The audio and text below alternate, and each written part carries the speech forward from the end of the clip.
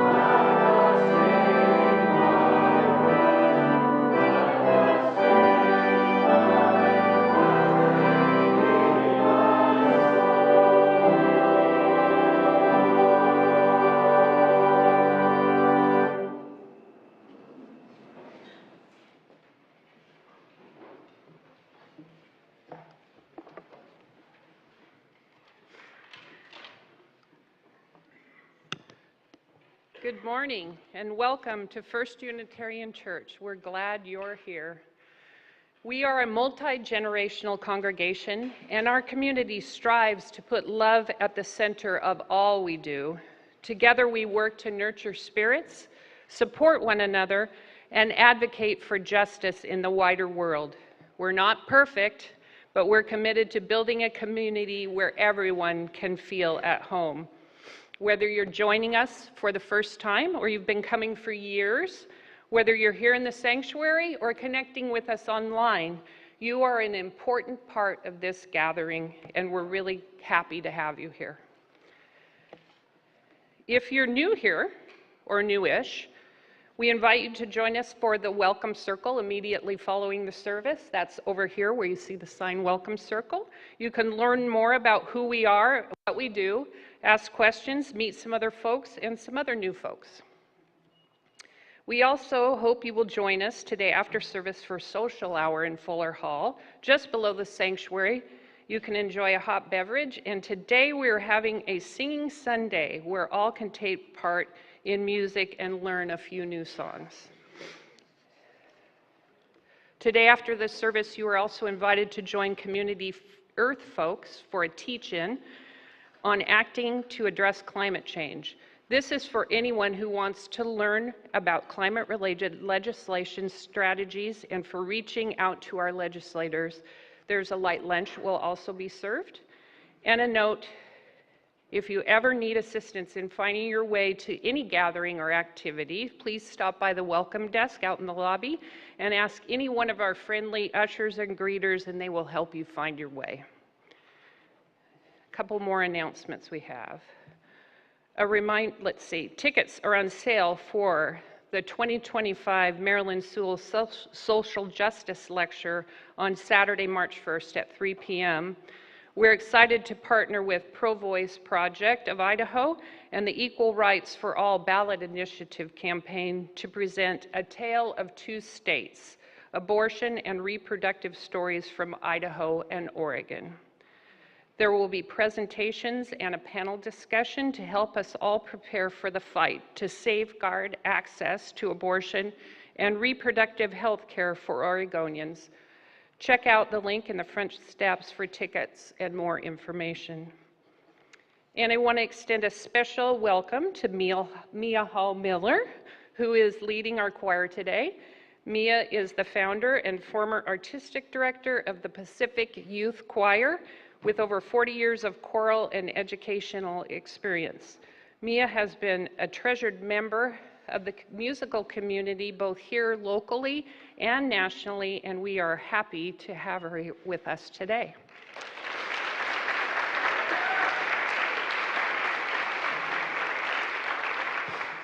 Now let's take a minute to greet our neighbors both here in the sanctuary and online.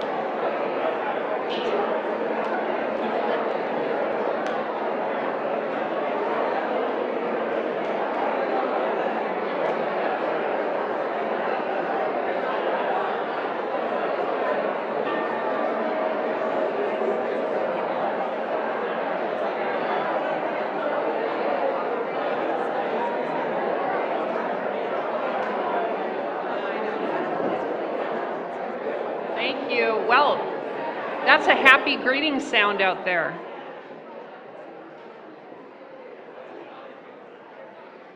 Now let us begin our worship by lighting the chalice. I'm inviting Marnie Tapscott forward. She's also going to be sharing the Share the Light testimony following the chalice lighting. For those of you online, we invite you to take part of lighting a candle of your own and knowing that we all share the light. We are Unitarian Universalists. We light this chalice in faith, in hope, and in love.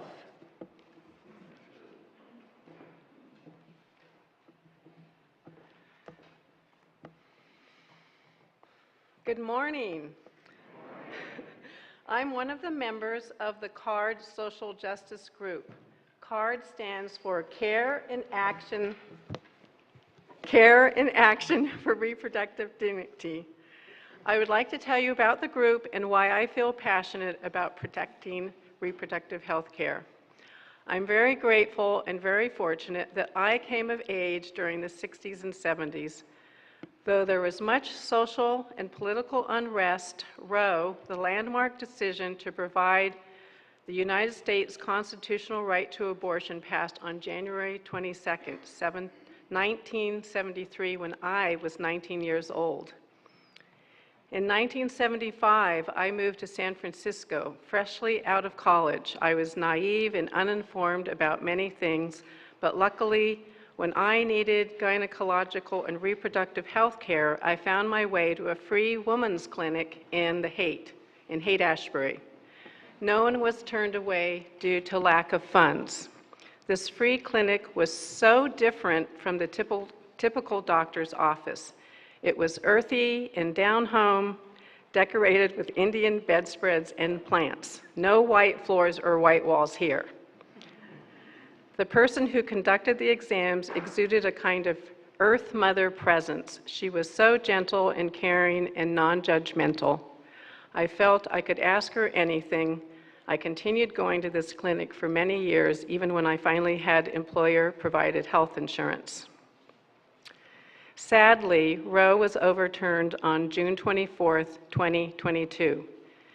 It pains me greatly to think about all the young women, middle-aged women, trans men, and anyone with female reproductive parts being at risk and sometimes unable to find the reproductive health care they need. This includes abortions, and as we are finding out, sometimes emergency care for miscarriages and pregnancy complications. Lives have been lost. Individuals and families have been irreparably harmed. I grieve this terrible harm and loss of lives. We may feel secure here in Oregon, as currently we have laws protecting access to abortions, but no one is truly safe or always financially able to get an abortion. There are segments of the population that are particularly vulnerable, including folks in rural areas, immigrants, and the incarcerated. And with the current administration headed in its current direction, there are no guarantees. We are working in CARD to educate ourselves and to stay current about conditions and developments in Oregon and throughout our country. We can make a difference through electoral activism. Thanks to this congregation and in partnership with UU the Vote and Arizona Unitarians, we wrote 14,000 letters encouraging people to vote for the constitutional amendment in Arizona that codified the right to abortion in their constitution. And it passed.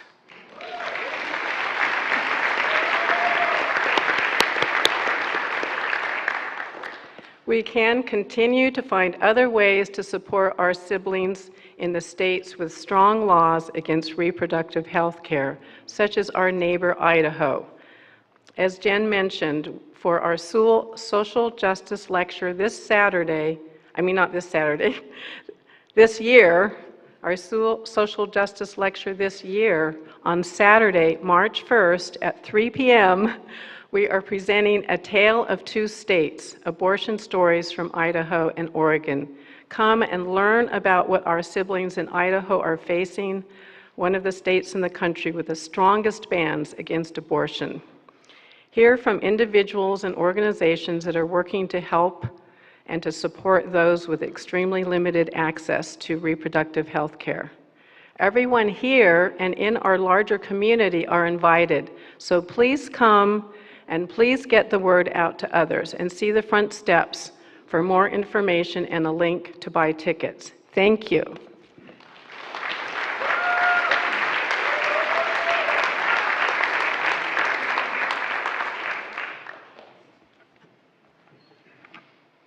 Thank you so much, Marnie. And we're so excited on the third Sunday of the month to share more information about some of our really wonderful social justice initiatives in the church, which are so crucial over these next 4 years. So thank you. I call us into a time of worship this morning with words from the Reverend Dr. Rebecca Parker and Dr. Rita Nakashima Brock. These are aspirational words that remind us of one of the true purposes of religious community, of the heaven we aspire to bring about in this world, here and now, even in the midst of grief and struggle. They write, "Paradise is a place for the brokenhearted. Its accommodating environment can hold all of the sharp pieces of our shattered lives, allowing sorrow and despair, incompleteness, rage, and struggle. Within the embrace of paradise, the realm of God's ongoing creativity, the realm of the Spirit's all-permeating breath, those who suffer may find balm. The brokenhearted may find recovery. Life in paradise does not mean that conflict or despair or injustice are eliminated.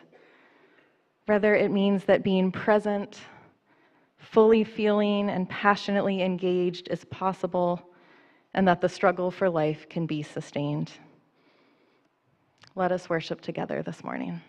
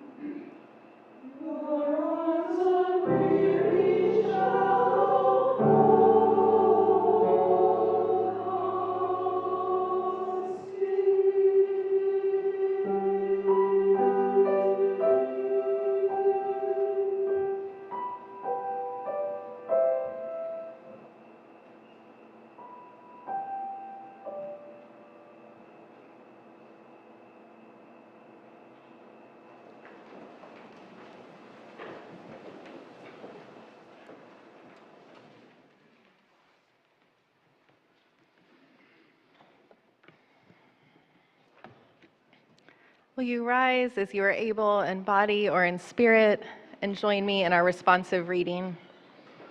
Our words this morning are from poet Wendell Berry, and while it's a little longer than some of our responsive readings, I think the payoff is worth it, as with most things Wendell Berry writes.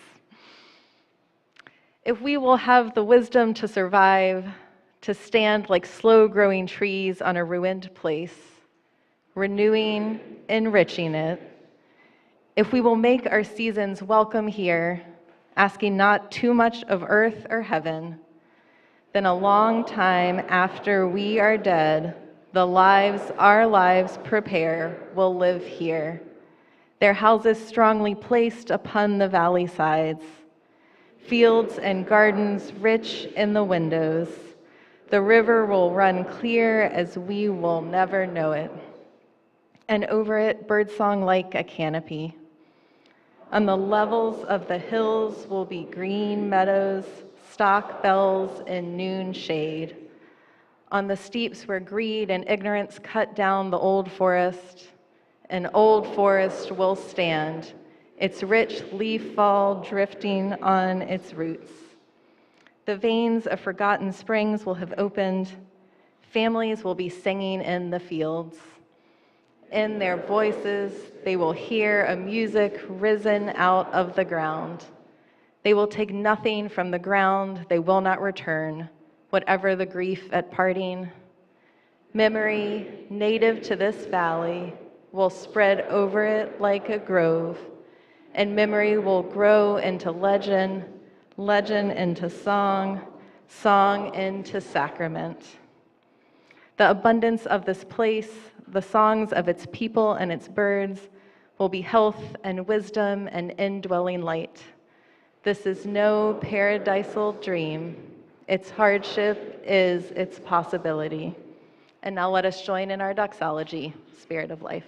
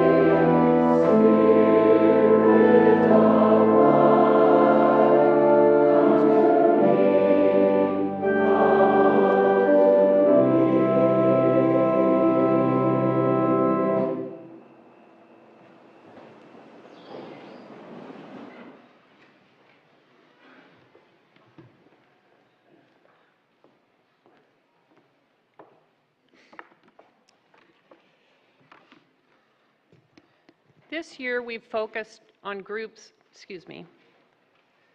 It's our custom to share the Sunday offering with community organizations that reflect our values of justice. This church year we focused on groups working for the rights to support migrants.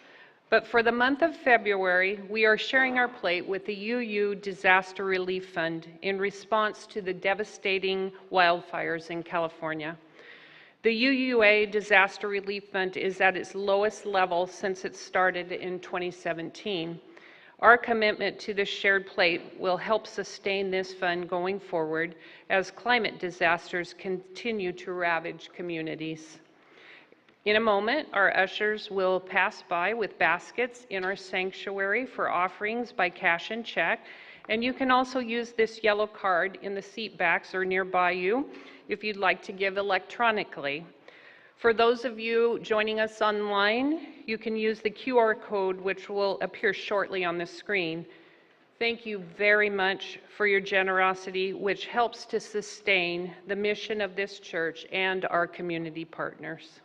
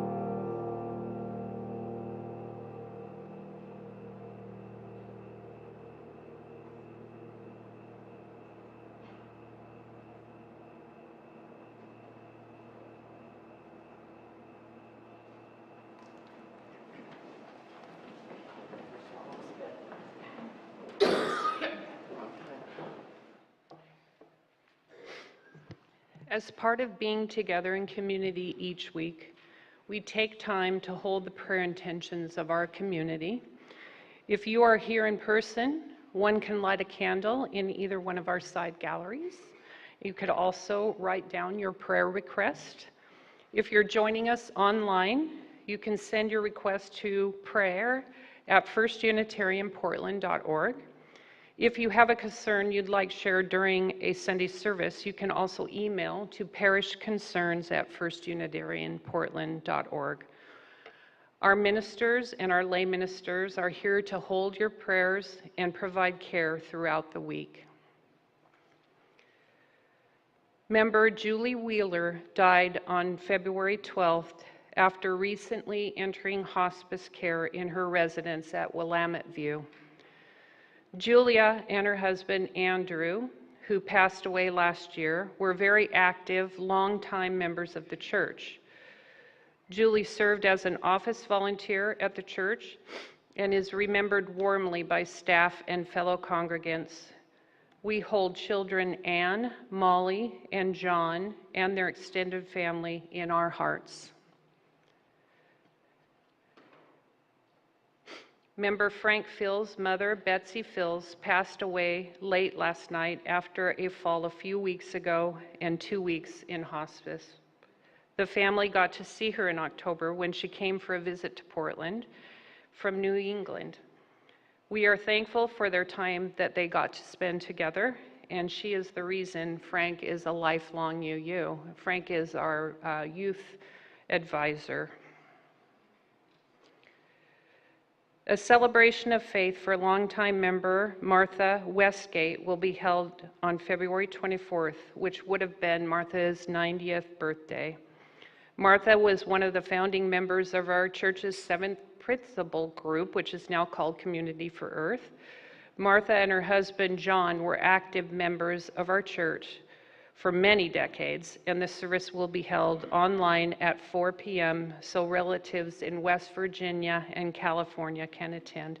Look for the link in the e-news. Now will you join me in prayer? Spirit of life, source of all that is, we gather in the light of the sun, that ancient star which warms us all, yet knows no boundaries, no exclusions. Today we hold grief in our hearts, grief as vast as the sky, grief as unique as each sunrise. We know that grief does not come to all of us in the same way.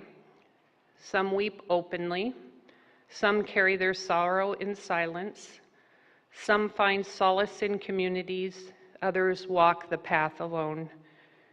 May we honor these differences, knowing that every heart has its own rhythm, every soul its own way of healing.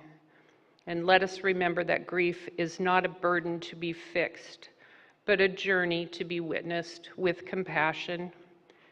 May we be gentle with one another, offering not judgment, not presence, but presence, not answers, but understanding. As the sun rises for all people, may we rise for one another, illuminating the shadows of loss with kindness, warming the cold spaces of isolation with love. And when the weight feels too much to bear alone, may we reach out our hands, creating a circle of care wide enough to hold us all. In that shared light, may we find strength. In that shared journey, may we find peace. Amen. Now let's take a few moments of quiet meditation and community.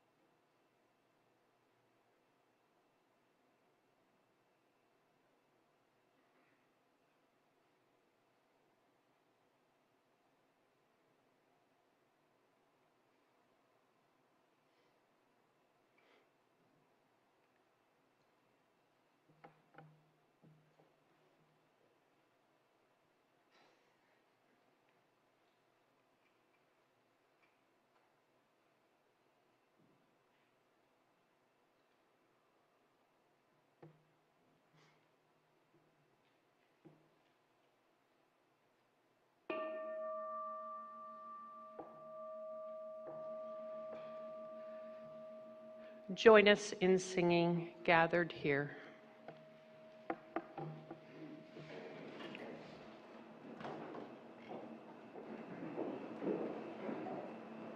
We'll start all together singing it unison, and then we'll divide in two, this side and this side, and you two. All right.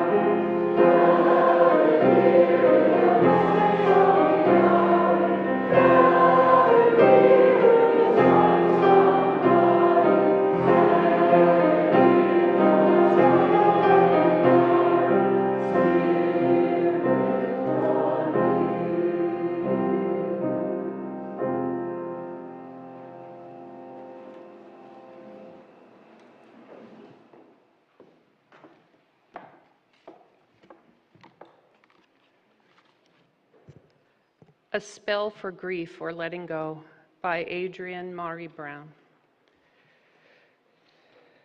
Adequate tears twisting up directly from the heart, wrung out across the vocal cords until only a gasp remains.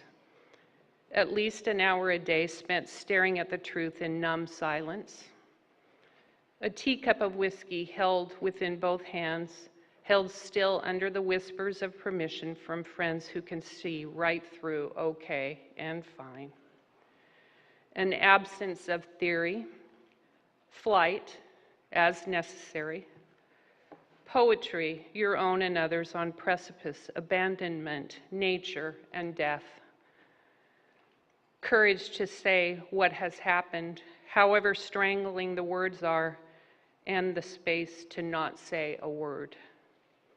A brief dance with sugar to honor the legacies of coping that got you thus far. Sentences spoken with total pragmatism that provide clear guidance of some direction to move in, full of the tender care and balance of choice and not having to choose. Screaming why and expressing the fury at the stupid, unfair game of it all. This may include hours and hours, even lifetimes of lost faith. Laughter, undeniable and unpretended. A walk in the world, all that gravity with breath and heartbeat in your ears. Fire for all that can be written. Moonlight, the more full, the more nourishing. Stories, ideally, of coincidence and heartache and the sweetest tiny moments. Time, more time and more time and more time, enough time to remember every moment you had with that one now taken from you, and to forget to think of it every moment. And just a glimpse of tomorrow, either in the face of an innocent or the realization of a dream. This is a non-linear spell. Cast it inside your heart. Cast it between yourself and any devil. Cast it to the parts of you still living. And remember, you are water. Of course you leave salt trails. Of course you are crying. Flow.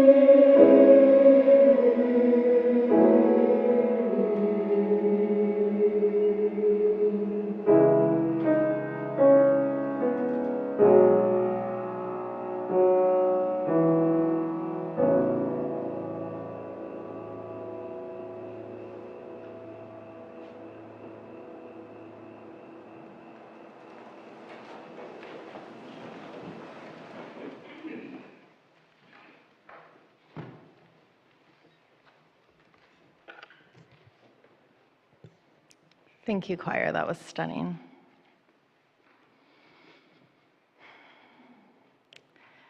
During my brief time as a chaplain at an inpatient hospice facility, I was often present to private and public displays of grief, and sometimes was called upon to manage or mediate them. Perhaps the stress of death and grief led to family members arguing a little too loudly.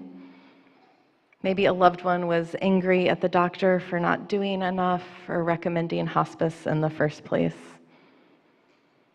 Sometimes a spouse needed just a few more minutes with their beloved when the funeral home driver arrived, but the driver was on a schedule.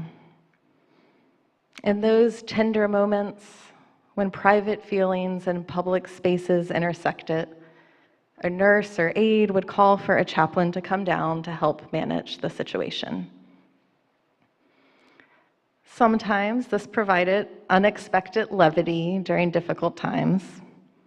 I remember a family who, while sitting vigil at the bedside of a great-grandmother, had called to order a pizza. In between calling the pizza place and the pizza arriving, the family member passed away. They called me down. Would I run interference with the delivery driver at the front door and collect the pizza, helping to avoid an awkward encounter for all involved? This was not something I learned about in seminary. And since I was there and a chaplain, so naturally trained in these kinds of things, did I think it was okay if they still ate the pizza? Was that inappropriate? Would anyone judge them? She'd lived a great life, they told me, and had a peaceful death, and of course they were all very sad, but it was too late to cancel the order and they were still hungry.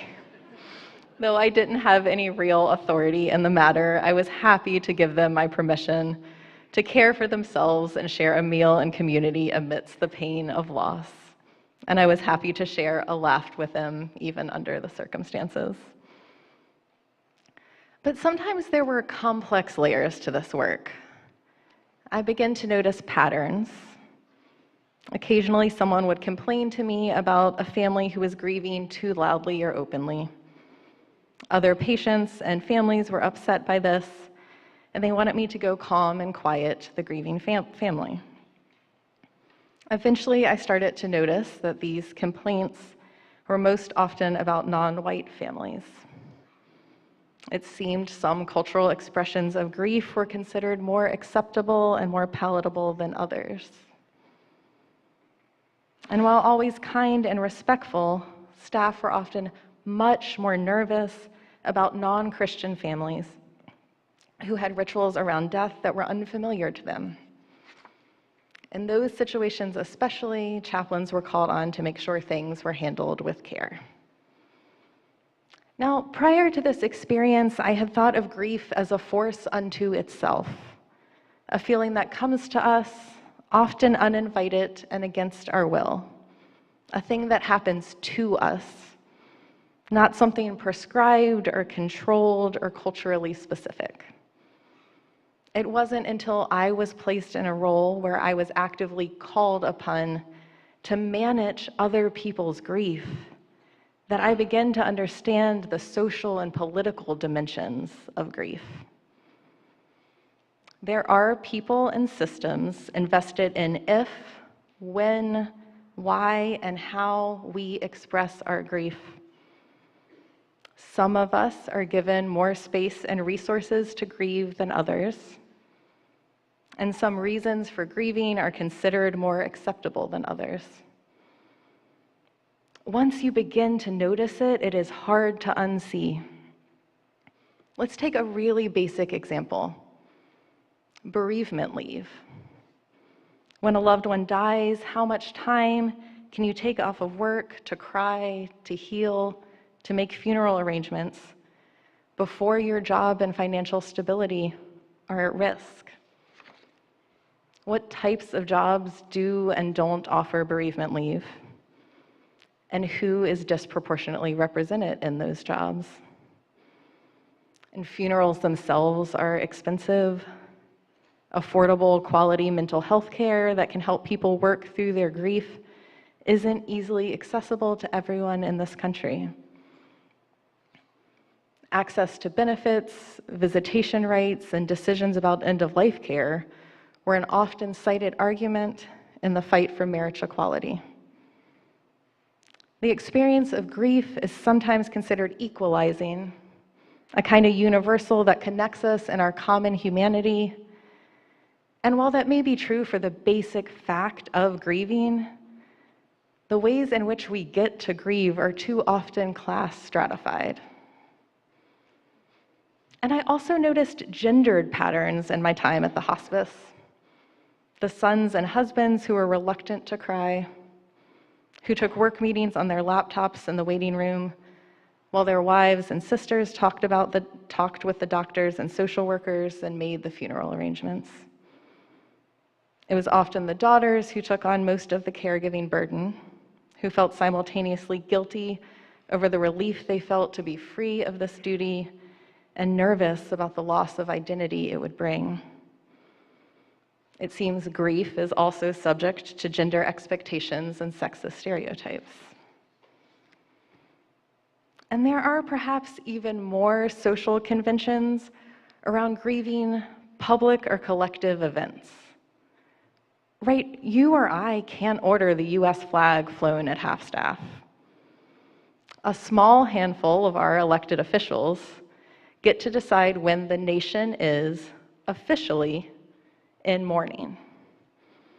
Our politicians tell us which tragic events are worthy of our grief. Or consider the rhetoric around politicizing tragedies.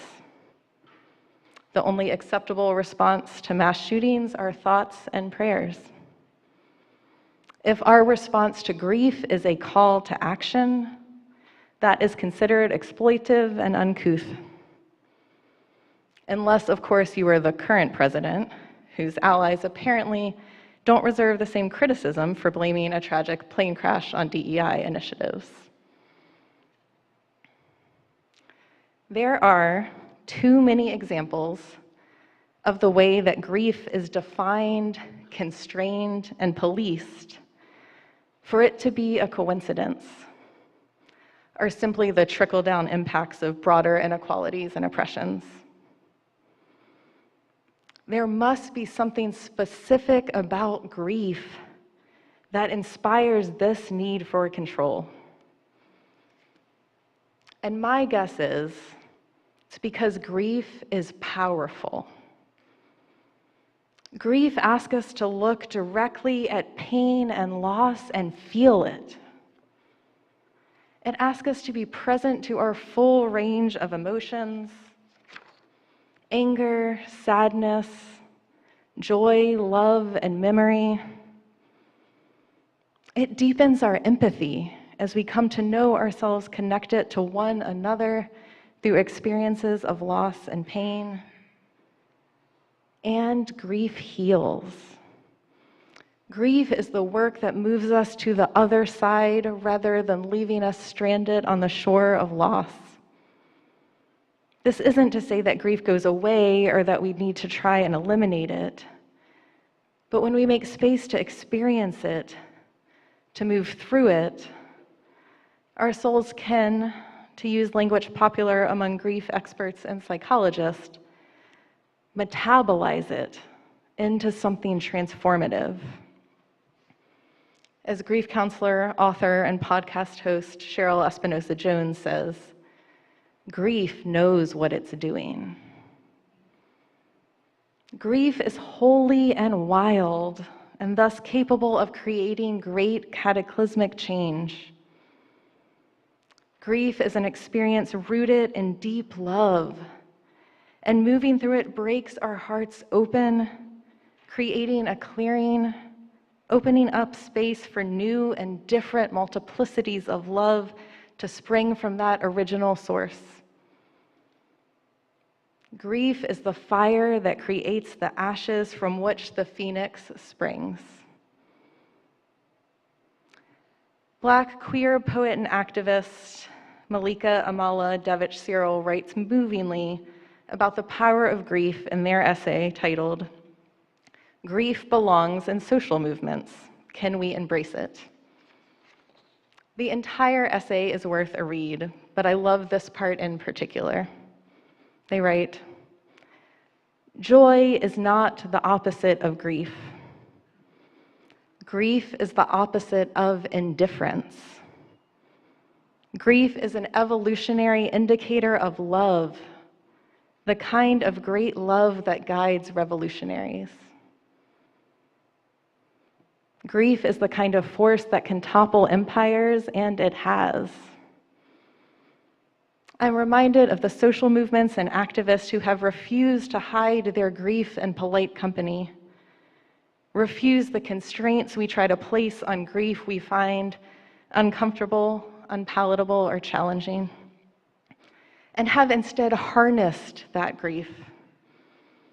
It's Mamie Till Mobley in 1955, who after her 14-year-old son Emmett had been brutalized in a racist lynching, insisted on an open casket at the funeral, saying, "Let the people see what they did to my boy." It's the gay men and lesbians who were part of the activist group ACT UP in the 80s and 90s, watching their friends and loved ones die of AIDS and refusing to grieve quietly. They staged die-ins in public places and held what they termed political funerals. Artist and activist David Wojnarowicz explained this decision: to turn our private grief for the loss of friends, family, lovers, and strangers into something public would serve as another powerful dismantling tool. It would nullify the belief that the government and medical community has done very much to ease the spread or advancement of this disease. He was worried that his friends were becoming what he termed professional pallbearers, waiting for each death of their lovers, friends, and neighbors, and polishing their funeral speeches, perfecting their rituals of death rather than a relatively simple ritual of life, such as screaming in the streets. I imagine, he wrote, what it would be like if friends had a demonstration each time a lover or a friend or a stranger died of AIDS. And more recently, I'm reminded of the survivors of the Parkland school shooting, who turned their grief into action through marches and demonstrations, who demanded that the country not turn away from what had happened to them, and more importantly, why it had happened. These young students made it known exactly what they thought of politicians' insistence that the only appropriate response to the mass death of our children was thoughts and prayers. I turn again to the words of Malkia Amala Devich-Searle, who writes, "White supremacy, capitalism, and patriarchy are ideological and structural systems that both beget and reject grief, fuel destructive violence, and keep communities clinging to the old world, clinging to how things were, instead of imagining what it could be, clinging to the ideology of control." They write, "Attempting to control life is often an attempt to escape death. But death belongs. It is not a burden. Death is a natural part of every life cycle. Change," they write, "is the heartbeat of social movements. But on either side of change is loss. Reimagining the world requires that we release the parts of the system and ways of being that are ready to die, and mourn the destructive losses that we could not control despite our best efforts." Grief is powerful. In our grief, we let ourselves really feel the impacts of loss, violence, and injustice. We experience both the anger that fuels change and the love that keeps us tender, And that is a dangerous combination to systems that rely on hatred, bigotry, individualism, and control. For new worlds to be born, old worlds have to die, and in between death and life comes grief. If those in power can keep us stuck there in the shadows of death, without the release, the catharsis, the time for healing, and the breaking open of our hearts to make space for even more love that grief brings, well, then we'll never be able to birth something new. And that's exactly what they want. We live in times where there is much to grieve, and even more incentives for those in power to stop us from grieving. As Reverend Alison preached about so beautifully a few weeks ago, many of us are feeling grief in the wake of Trump's election and inauguration. I know many of us, including members of our Community for Earth, are thinking about climate grief, how we mourn, heal, and build resilience as we recognize the harm we've done to our planet. And I know many of you are struggling with more personal grief and wondering how you can make space to honor those losses even amidst global turmoil. I've heard some folks say something along the lines of, I know this loss is minor in the grand scheme of everything going on in the world. But the work of grieving is sacred no matter the scale of the loss. And it still works on us in the same way, softening and opening our hearts, letting us move through the world grounded in a tender love, readying us for new possibilities that honor what we've lost, while making room for something new to emerge from the ashes. So, dear ones, let yourself feel it all. Grieve your losses, personal and communal. Let yourself feel that pain and that sorrow and that anger. Know that your grief is a defiant and life-giving act of love, and do not hide or suppress it. And then help one another do the same. Support more generous bereavement policies at your work, contribute to funds for funeral expenses, volunteer at a hospice organization, and advocate for better mental health coverage. And make casseroles, sit with friends who are hurting, listening deeply and not rushing them through this holy period of pain and transformation. Be present to grief. Make space for it in any way you can, knowing that this too is the hard and good and necessary work of building a more just, loving, and beautiful world. May it be so. Amen. And now let us join together in singing from The Crush of Wealth and Power.